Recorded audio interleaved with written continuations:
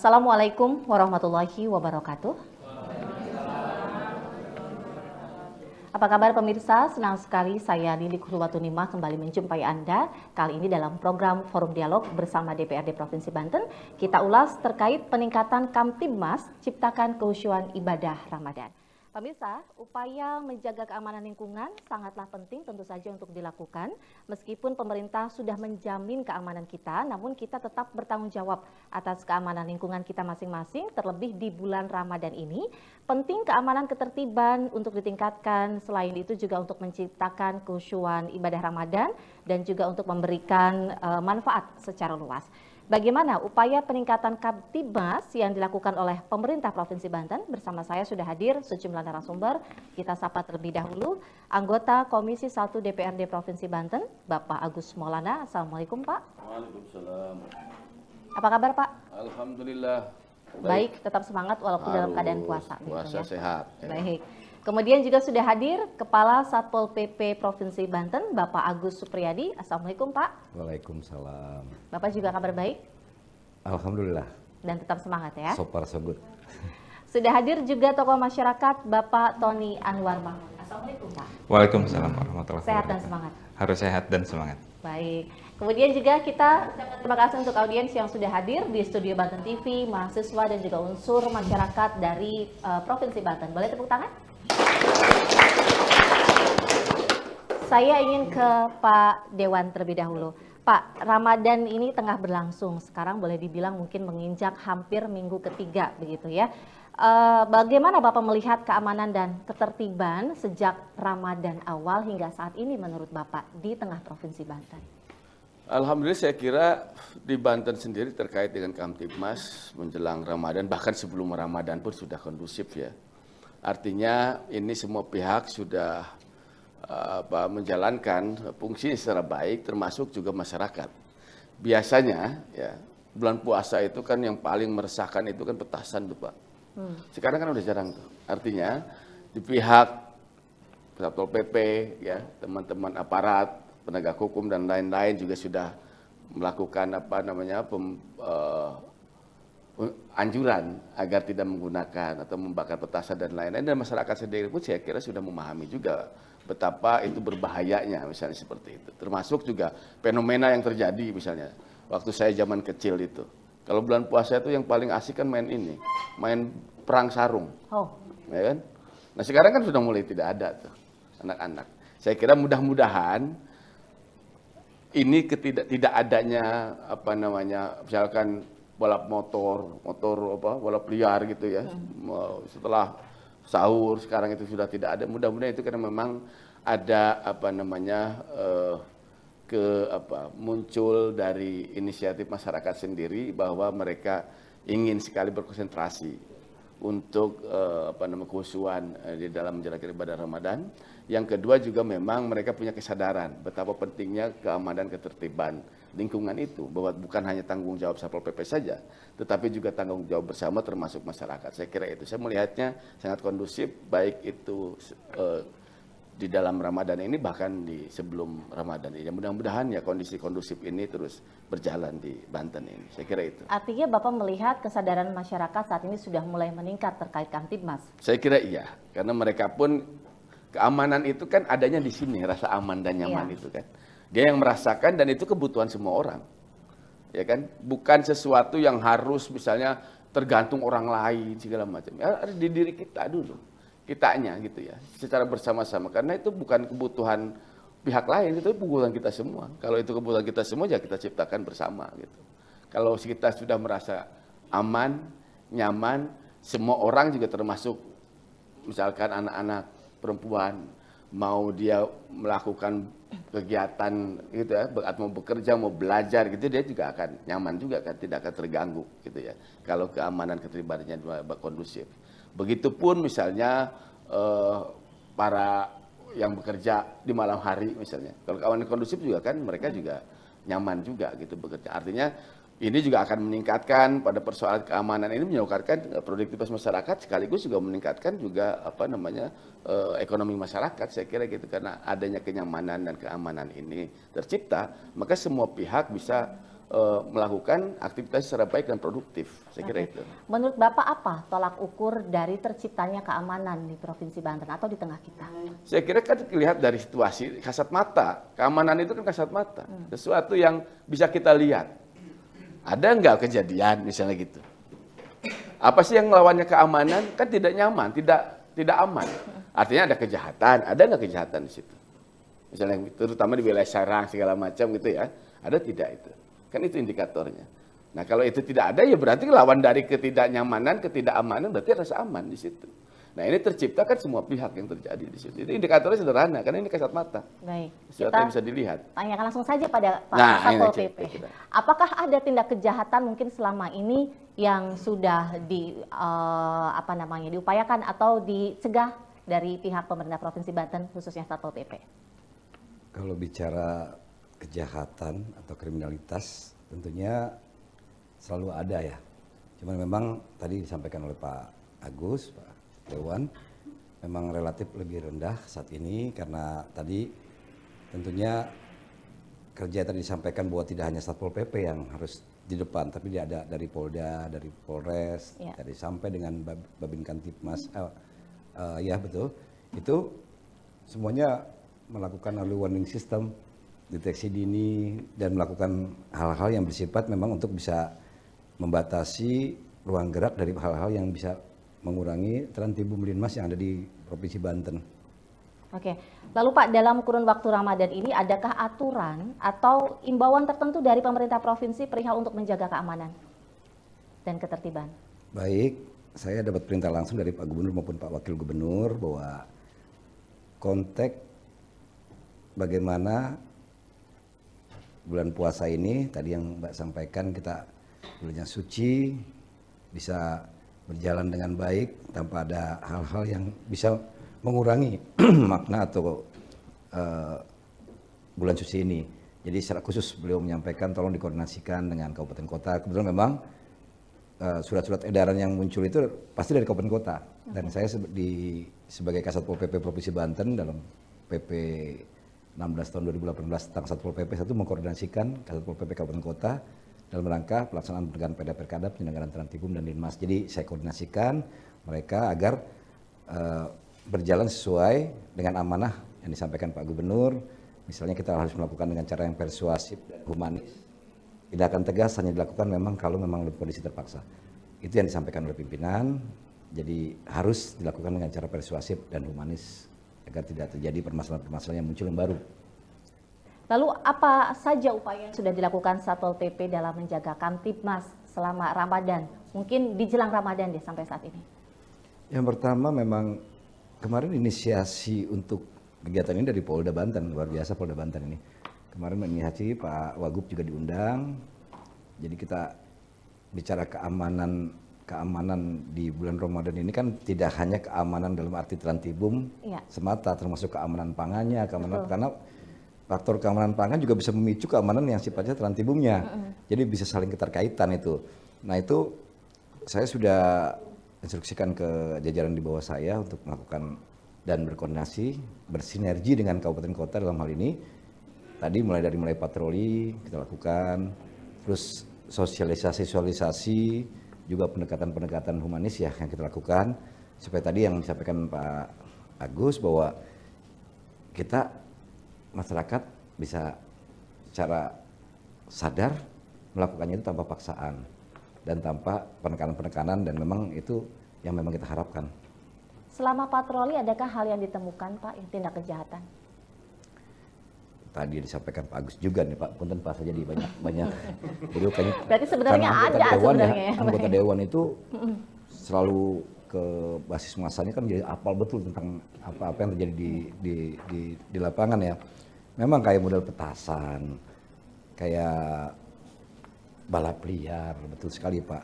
Potensi tawuran, potensi juga misalnya ada ketidakpuasan dari masyarakat tertentu ya, yang merasa kok ini udah ada surat edaran masih aja buka. Kan kita batasi KP tempat hiburan dan sebagainya, masuk rumah makan dibatasi waktunya, kapan buka kapan tutup gitu kan. Atau mungkin ditutup sementara selama bulan puasa di masing-masing daerah juga mungkin tidak sama. itu bisa jadi pemicu, jadi trigger ya hal-hal tersebut. Tapi tadi dengan sinergitas kita bisa minimalisir agar tidak berkembang lebih dalam. Karena kayak petasan saja itu kan sebetulnya kalau mau jujur, kenapa masih ada sekarang, masih ada Pak, kita tidak bisa pungkiri ya Pak ya, masih ada walaupun tidak seramai tahun lalu ya, masih ada karena memang ada kategori yang dilarang, kategori yang tidak dilarang. Yang dilarang itu petasan yang biasanya di bawah 2 inci yang diperbolehkan. Di atas 2 inci sampai dengan 8 inci itu udah harus izin tertentu, termasuk dari segi kandungan mesiunya itu di bawah 20 gram itu masih boleh, tapi di atas itu harus izin. Jadi nggak sembarangan bisa dijual bebas, dan itu harus dengan izin. Kalau kecuali yang tadi kayak mungkin kita tahu kembang api, kalau istilah itu sebutnya bunga api. Kalau di bunga api itu sering kita mainkan, kalau itu nggak ada masalah, sampai sekarang masih boleh, tidak berbunyi. Tapi ada yang berbunyi juga masih diperbolehkan dalam koridor tertentu. Jadi nah itu dasarnya ketika ada celah itu Pak, yang masih bunyi ada petasan, gara-gara tidak semuanya dilarang. Ada yang dilarang, ada yang tidak dilarang. Baik, jika menemukan hal-hal yang tidak diinginkan, apa tindakannya Pak? Kan bukan hanya Satpol PP saja yang menindak ya? Ya, jadi polisi pun melakukan penindakan, Satpol PP pun melakukan tindakan. Awal kita lakukan secara persuasif, humanis, tapi kalau tetap membandel saja ya, suka tidak suka kita lakukan tindakan yang terukur untuk yang bersangkutan. Ya kita akan lakukan sesuai dengan aturan-aturan yang berlaku saat ini di Perdanya maupun di peraturan lainnya yang memang mendukung untuk dilakukan penegakan kepada mereka. Tapi pasti kita awali dengan persuasif dulu. Kita ingatkan tolong jangan jualan di sini atau bagaimana gitu kan. Tapi kalau misalnya udah itu masih tetap tidak mau mendengarkan apa yang disampaikan, ya terpaksa kita lakukan tindakan yang terukur. Baik, saya ke Pak Tony. Pak Tony, bagaimana partisipasi masyarakat agar mendukung Kamtibmas ini tercipta dengan baik? Kita tahan dulu Pak, dan pemirsa kita akan kembali lagi usai jeda berikut ini, tetap di Forum Dialog.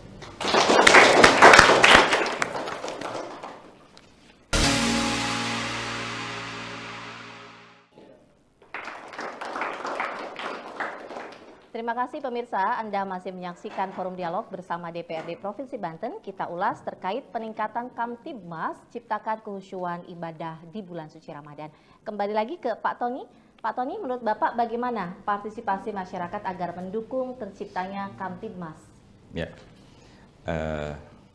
kalau Pak Kasat tadi mencuplik Pak Agus, anggota Komisi Sesuatu juga akan mencuplik bahwa masyarakat juga melakukan partisipasi dalam konteks pengamanan.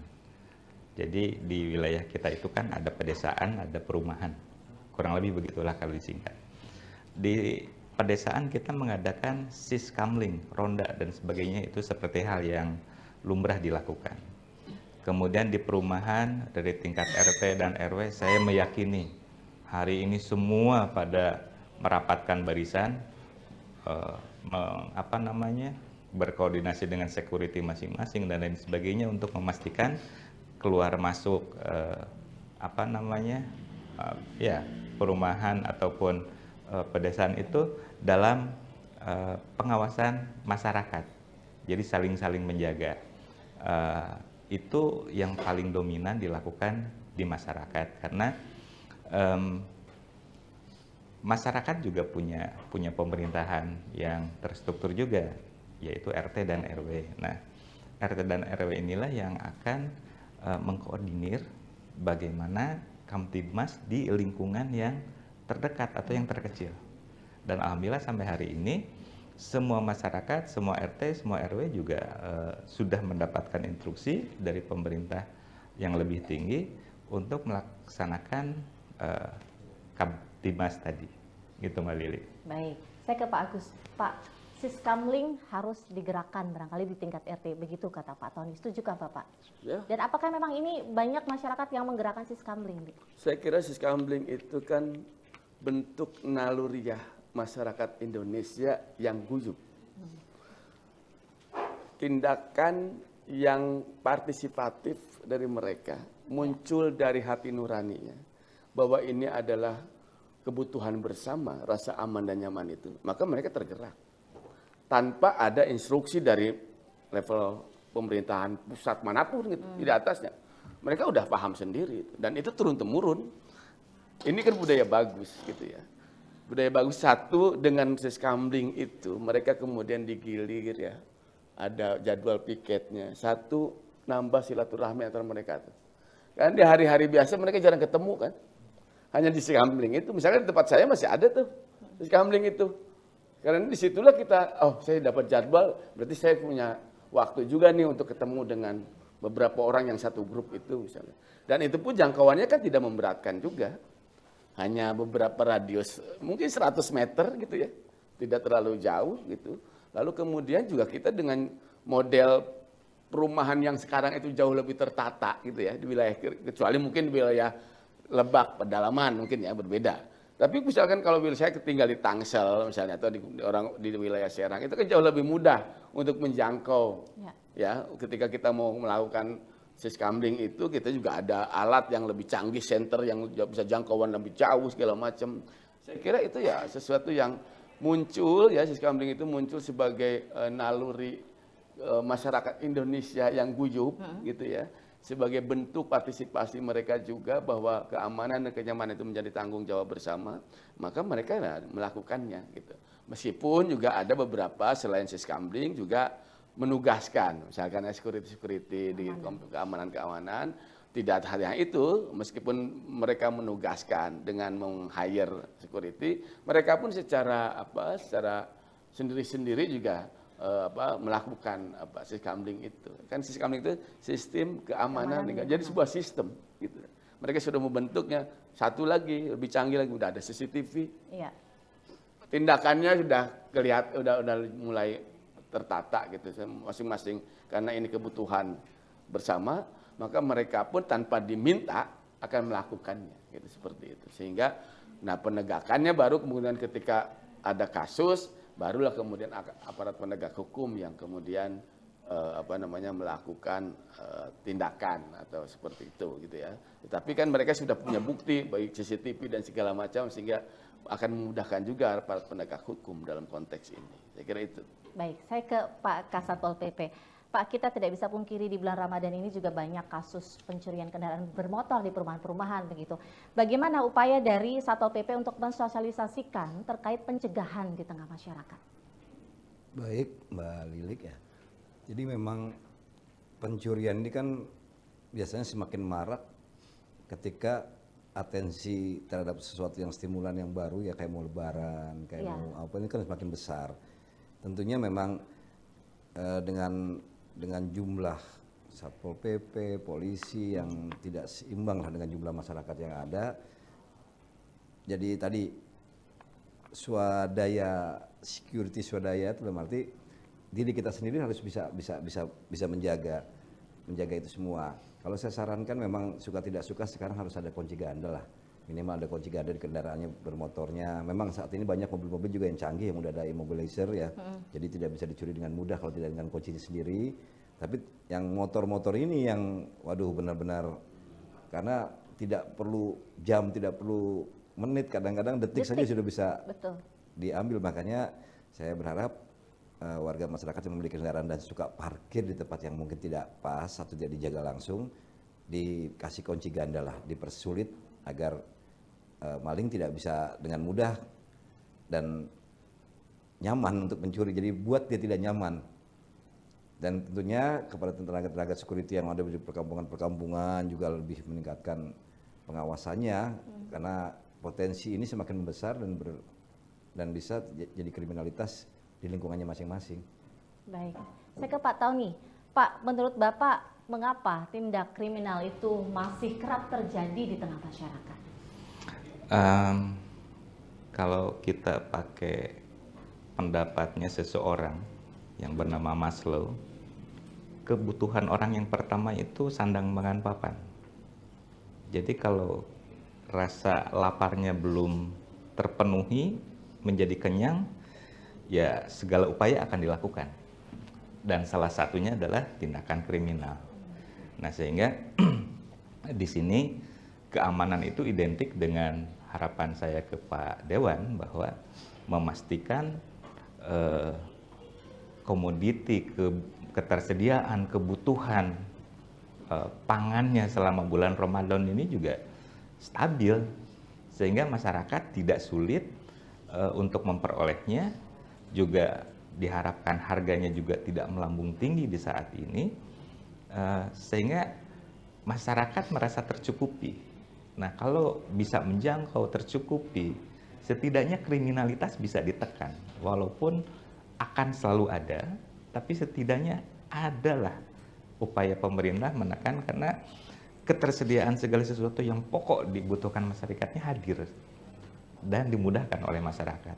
Baik, Pak Agus, memastikan komoditi pangan stabil di tengah masyarakat, apakah ini juga dilakukan oleh anggota legislatif? Tentu saja, kan ini sebetulnya tidak hanya menjadi tanggung jawab provinsi, ini tanggung jawab nasional. Kementerian Perdagangan yang mengatur arus supply-nya yang mencukupi misalnya, termasuk juga bagaimana menjaga harga agar stabil. Nah, kami di tingkat provinsi ketika ada kasus misalnya harganya ini sudah tidak bisa dikendalikan, baru kita buat operasi pasar murah, biasanya seperti itu, terlebih menjelang Ramadan seperti itu. Itu kan upaya kita gitu. Yang terpenting masyarakat bisa menjangkau kebutuhan pokoknya. Lalu kemudian kita juga memastikan bagaimana bahan pokok itu tidak hilang, artinya tersedia, ya, cukup gitu. Stoknya aman. Lalu juga ya dari segi harga ya terkendali gitu ya. Seperti itu. Itu ya yang menjadi jadi tugas kami sebagai di DPR itu ya, dengan mitra-mitra kami bagaimana misalnya memastikan kedua hal itu. Saya kira itu. Baik, ke Pak Kasat Pol PP kembali. Pak, di beberapa daerah kabupaten kota memang kan terkadang memiliki peraturan yang berbeda begitu ya Pak ya, perihal Kamtibmas selama Ramadan. Nah, misal aturan buka warung makan atau lain-lain sebagainya, bagaimana menyinkronkan daerah dengan provinsi Pak? Kita tahan dulu Pak, jawabannya kita ulas di segmen berikutnya, dan pemirsa kita kembali lagi usai jeda berikut ini.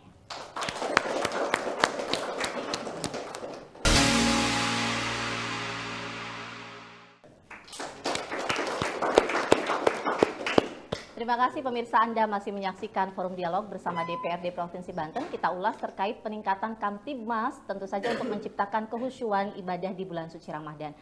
Masih ke Pak Kasat Pol PP, Pak, bagaimana menyinkronkan peraturan kabupaten kota dengan pemerintah provinsi perihal aturan Kamtibmas di bulan Ramadan ini? Sebetulnya saya tidak terlalu sulit mensinkronkannya karena memang rata-rata sama ya. Hampir sama peraturan. Hampir sama rata-rata. Seandainya ada waktu, menyangkut masalah itu kan kebutuhan daerahnya masing-masing. Jadi yang kita lakukan hanya kalau ingin menyelesaikan sesuatu itu biasanya kita banyak berkumpul, banyak bertemu. Kalau tidak saya bisa bertemu langsung, anggota saya bisa bertemu dengan ini, banyak ngobrol, banyak silaturahim lah intinya. Jadi pasti selaras insya Allah. Kita pun dalam dunia non keamanan sekalipun kalau kita banyak bersilaturahim biasanya selaras. Yang nggak selaras itu karena tidak pernah silaturahim tiba-tiba bertemu dalam satu tempat. Nah itu yang kadang-kadang saya punya ego sendiri, yang lain punya ego sendiri, tapi kalau kita udah punya goal yang sama dan tujuannya sama dan dimaknai sama, insya Allah jadi tidak terlalu sulit dalam menyelaraskannya, Mbak Lili. Jadi nggak ada masalah, jadi sudah bisa berjalan, autopilot pun bisa gitu kan. Tanpa pilot juga udah bisa gitu. Baik, dari 8 kabupaten kota di Banten, daerah mana mungkin yang rawan Kamtibmasnya? Kalau bicara rawan, semua bisa rawan. Kan tadi triggernya macam-macam, Mbak. Tadi disampaikan oleh Pak Tony, Pak Dewan sekalipun, bahwa masalah pangan. Pangan tuh gak main-main. Ketahanan pangan kan cuma 2, Pak. Kebetulan saya pernah jadi PLT Kadis Ketahanan Pangan. Jadi ketahanan pangan itu cuma 2 intinya.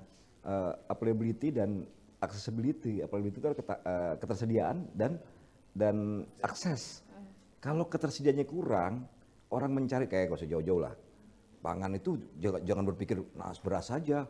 Mungkin termasuk pendukungnya, kayak kemarin gas ya 3 kg, tiba-tiba langka di pasaran, itu bisa potensi konflik.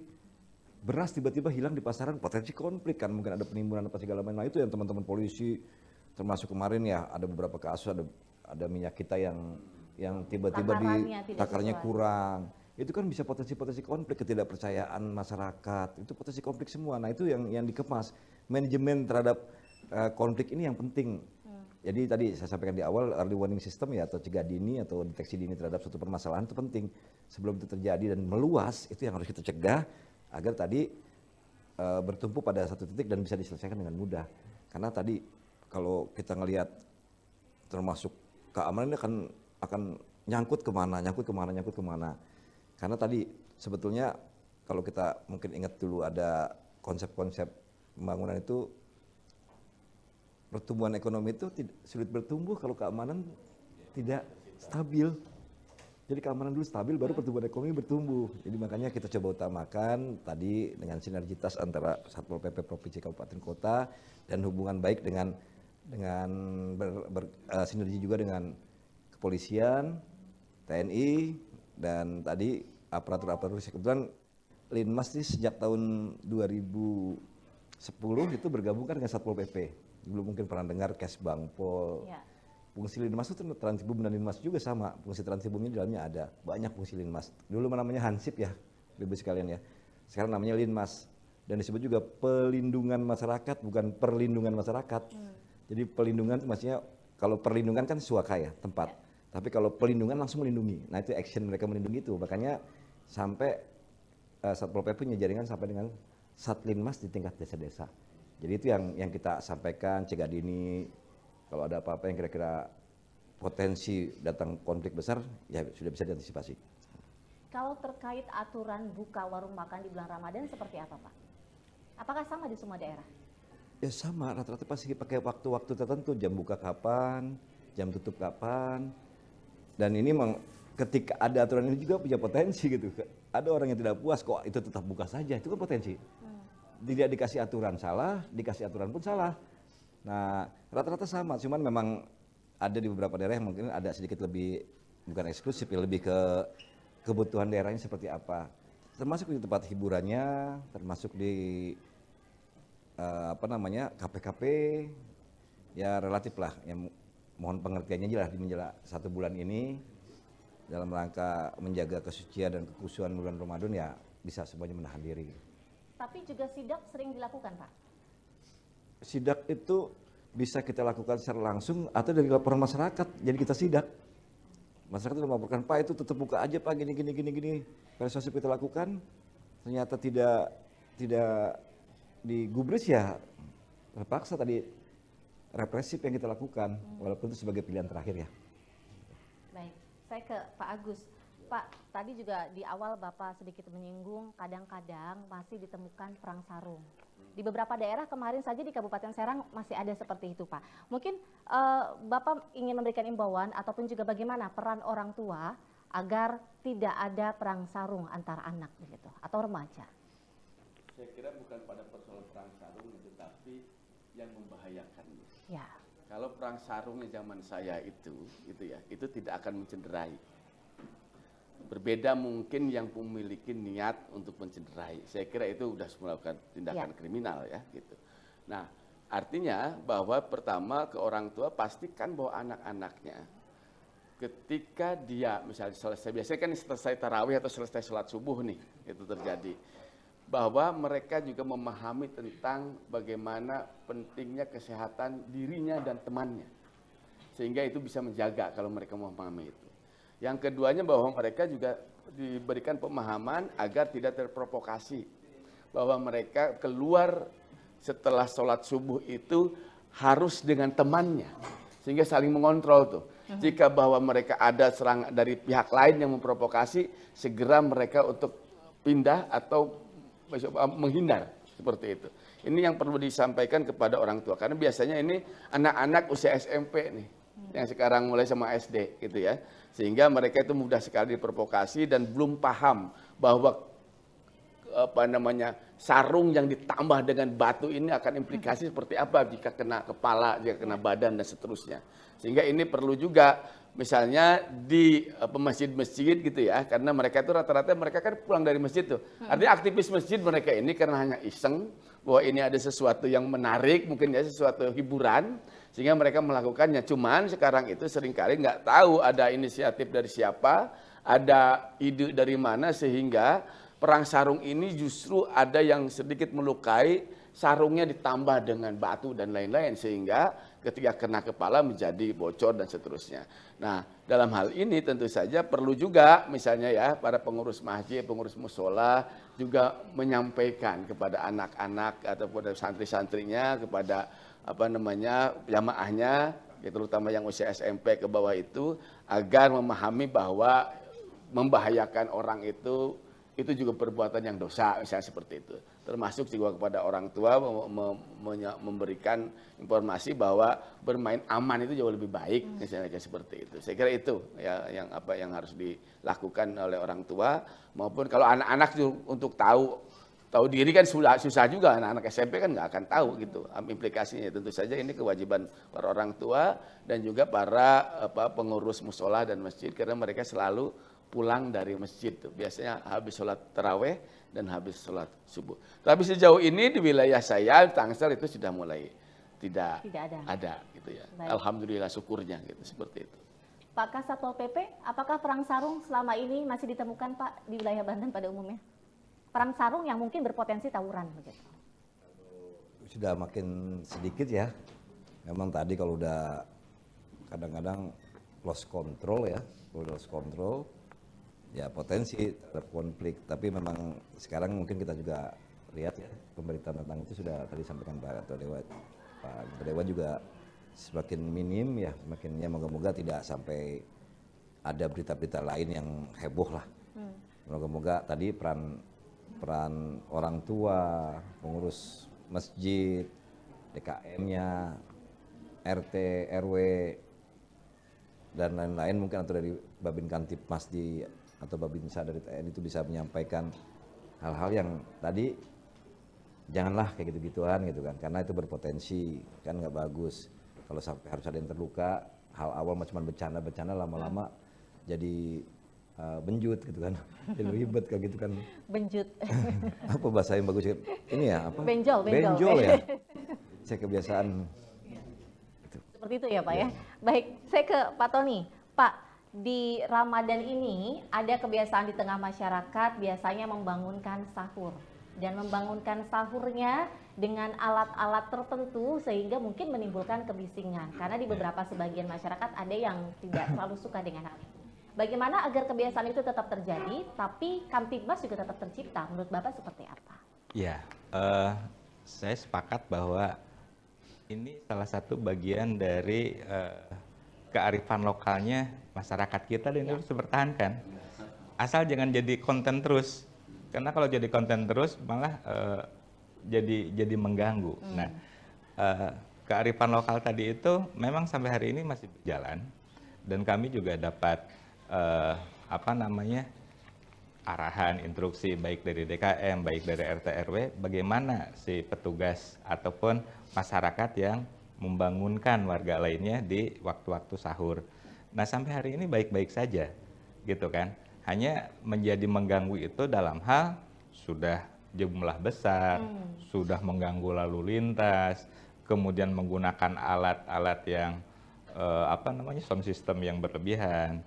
Ya, jadinya konten kan gitu. Nah ini yang mungkin tugasnya Pak Kasat lah kalau di masyarakat saat ini fine aja bahwa menikmati kearifan lokal dibangunkan sahur oleh teman-teman mahasiswa dan warga lainnya. Oke. Biarlah itu menjadi kearifan lokal tapi tetap tertib begitu. Betul. Ya. Kita kasih kesempatan untuk audiens yang ingin bertanya, boleh silakan sebutkan namanya langsung pertanyaannya. Assalamualaikum warahmatullahi wabarakatuh. Waalaikumsalam. Saya Putri, izin bertanya kepada Bapak Kasatpol PP terkait konvoy di beberapa momen tertentu selama Ramadan ini, misal jelang malam takbir dan lainnya. Apakah ada imbauan khusus terkait ini, Pak? Terima kasih. Baik, terima kasih kembali. Berikutnya silahkan sebutkan namanya langsung pertanyaannya. Waalaikumsalam. Izin bertanya Pak Dewan, menurut Bapak terciptanya Kamtibmas itu seharusnya seperti apa? Mengingat tidak semua masyarakat memahami bagaimana menjaga Kamtibmas bersama-sama. Terima kasih. Ya, terima kasih kembali. Terakhir boleh silakan. Assalamualaikum warahmatullahi wabarakatuh. Waalaikumsalam warahmatullahi wabarakatuh. izin bertanya kepada Prof. Mas, barangkali yang melanggarkan Kamtibmas adalah masyarakatnya sendiri, perlu ada dukungan dari masyarakat sekitar. Lalu menurut Bapak, buah dari terciptanya Kamtibmas itu apa aja? Baik, terima kasih. Pertanyaan tadi pemirsa akan kita ulas di segmen akhir usai jeda berikut ini. Tetap di Forum Dialog bersama DPRD Provinsi Banten.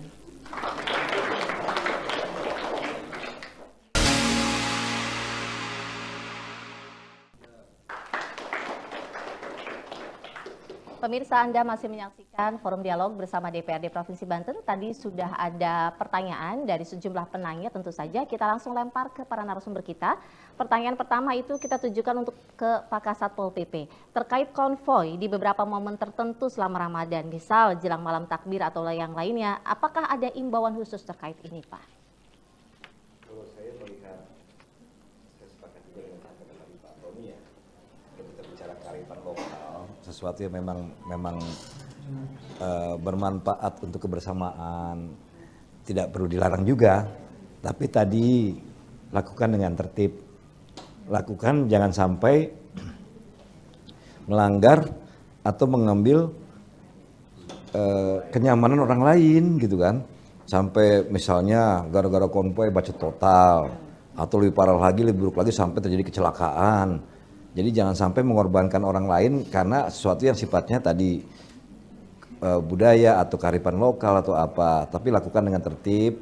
Siapapun harus ada pemimpinnya ketika melakukan kegiatan konvoy itu. Siapa yang harus jadi pemandunya, guidannya, yang menjaga atau yang bertanggung jawab, betul sekali. Agar tadi tertib. Jangan sampai tadi dibiarkan liar gitu kan. Dibiarkan liar akhirnya mengganggu ketertiban umum. Kalau mengganggu ketertiban umum otomatis akan kita semprit. Jadi bahasa lagi semprit apa ya? Akan kita tiup peluit ya. Ya itulah. Peluit bukan yang nama kota di Jakarta itu peluit ya? Iya Pak, cie. Nah itu kita akan lakukan penindakan kalau terjadi seperti itu. Dan saya berharap semuanya juga, saya yakin lah. Saya belum dengar di Banten ini ada konvoy-konvoy yang berdampak buruk gitu kan. Kalau cuma memang kemacetan potensi pasti ya. Apalagi saya perhatikan kemarin konvoy terakhir saya lihat tuh ada yang masuk ke komplek perumahan saya itu. Anak-anak bagus kayak gitu, saya suka gitu kan. Ada yang membedakan lah. Jadi kadang-kadang kita menjelang lebaran atau apa gitu kan kok kayak biasa-biasa aja, sepi-sepi aja kan sedih juga kadang-kadang. Tapi kalau ada konvoy kayak gitu jadi unik gitu. Pawai obor, pawai apa gitu kan. Walaupun tadi lakukan dengan itu dan amankan diri masing-masing juga orang-orang sekitarnya karena tadi pawai obor juga potensi dia ya maaf gerakannya agak berbeda gitu gerak gitu kan misalnya kan tiba-tiba apinya kena temannya kan bisa terbakar atau kena motor kena apa kan harus hati-hati juga harus tadi ada guidance-nya ada yang bertanggung jawab di tiap konvoy itu yang bisa memastikan bahwa dia tidak akan mengganggu ketertiban umum demikian. Baik. Pertanyaan berikutnya ke Pak Agus, menurut Bapak terciptanya Kamtibmas itu seharusnya seperti apa? Mengingat tidak semua masyarakat memahami bagaimana menjaga Kamtibmas secara bersama-sama. Baik, gini secara prinsip ya, sikap tolerannya dikembangkan. Ini kan sikap toleran itu yang menciptakan ketertiban, keamanan, kenyamanan. Karena dari toleran itu kemudian kita tidak mengambil hak orang lain, ya. Tidak mengganggu orang lain dan seterusnya. Itu kan tidak tertib itu akibat kita terganggu haknya, terambil haknya, kenyamanan, keamanannya. Saya kira itu aja. Tumbuhkan sikap toleran di dalam diri kita masing-masing dan kepada orang tua tanamkan sikap toleran ini kepada anak-anak sedini mungkin. Sehingga ini adalah modal penting untuk menciptakan rasa aman dan damai. Karena dengan sikap toleran ini mereka menjadi lebih terbuka memahami ya orang lain seperti apa karakternya, memahami budaya orang lain gitu ya. Sikap terbuka ini ya ini akan bagus dan kemudian juga ya itu tadi sebagai modal awal terciptanya keamanan, ketertiban dan perdamaian, kedamaian di dalam lingkungan kita. Saya kira itu yang paling utama. Baik, tadi pertanyaan terakhir untuk Pak Tony. Acap kali yang melanggar Kamtibmas adalah masyarakatnya sendiri. Perlu ada dukungan dari masyarakat sekitar. Lalu menurut Bapak, buah dari terciptanya Kamtibmas itu apa saja? Ya, Ya pasti, karena kita semua yang ada di sini adalah warga negara dan kita sendiri yang melakukan kesalahan yang akhirnya juga mengganggu kenyamanan orang banyak. Sehingga kalau Pak Dewan mengatakan butuh toleran, maka kita juga butuh empati.